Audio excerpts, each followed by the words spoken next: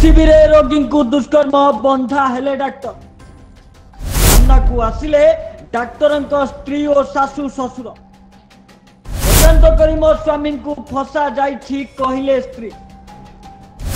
दुई संपर्क द्वारा करा जाइछि चक्रांत जो माने एसीबी मेडिकल रे डाक्तरी पाठ पढ़ुचंती आज्ञा मो स्वामी को चक्रांत करी फसा जाइछि जो माने एसीबी मेडिकल रे डाक्तरी पाठ पढ़ुचंती सेही दुई जन संपर्क ही मो स्वामी विरुद्ध रे एभली चक्रांत करिसंती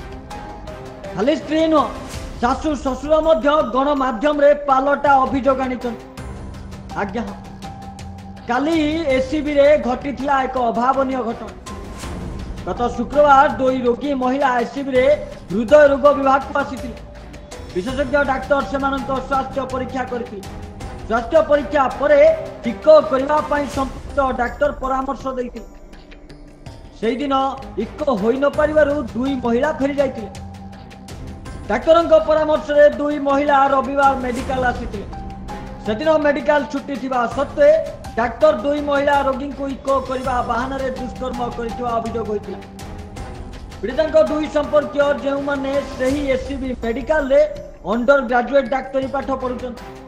ए संपर्क रे जानि पारि संपुक्त डाक्तर को प्रबल माड़ मारिथिबा अभियोग होइथिला जेउथि डाक्तर गुरुतर आहत होइथिले एवं राति सारा बेहोश होई पड़िथिले तांको सही मेडिकल रे आईसीयू रे भर्ती करा जायतिला एने डाक्तर पक्षरु थाना रे अभियोग मध्य करा जायछि दुई पीड़िता संपर्क माने एने पुरीघाट थाना रे लिखित अभियोग परे कले अभियोग भित्ति करी कमिश्नरेट पुलिस मामला रुजु करी डाक्तर को गिरफ्त करी ब्यूरो रिपोर्ट न्यूज 24/7।